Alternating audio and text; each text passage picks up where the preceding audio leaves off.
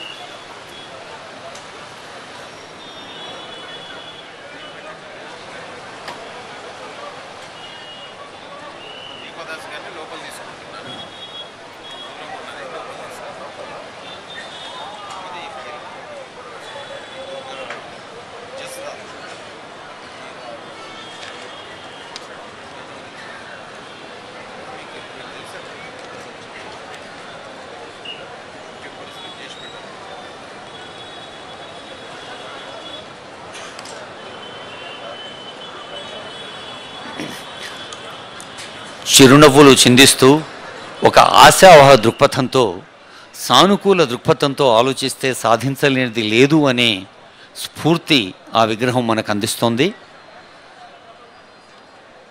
నిర్మాణాత్మకంగా ఆలోచిస్తూ ప్రయోజనాత్మకంగా ప్రభుత్వం ప్రజలకు అందజేస్తున్న పథకాల్ని క్షేత్రస్థాయి నుంచి రాష్ట్ర స్థాయి దాకా అమల్లోకి తీసుకొచ్చేందుకు రాజీవ్ గాంధీ స్ఫూర్తి మన రాష్ట్ర కీర్తిగా మలుచుకునేందుకు ఒక సదవకాశం అని తెలియచేస్తూ గౌరవనీయులైన ముఖ్యమంత్రి గారు, గౌరవనీయులైన మంత్రివర్యులు, గౌరవనీయులైన చీఫ్ సెక్రటరీ గారు, ఇంకా ఇతర పెద్దలందరూ వేదికపైకి వేంచేస్తూ ఉన్నారు.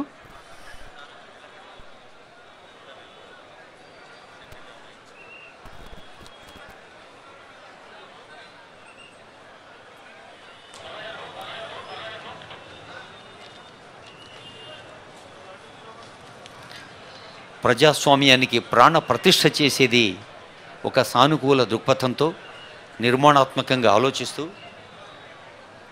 విశాల హృదయంతో స్పందించేందుకు విద్య చాలా ప్రధానమని చెప్పిన రాజీవ్ గాంధీ గారి స్ఫూర్తిని మనం సొంతం చేసుకుంటూ గౌరవ ముఖ్యమంత్రి వర్యులకు, మంత్రివర్యులకు, సలహాదారులకు, సిఎస్ గారికి, ఇంకా సంబంధిత ప్రిన్సిపల్ సెక్రటరీస్కి, సీనియర్ అధికారులకు, ప్రజాప్రతినిధులందరికీ పేరు పేరున స్వాగతం.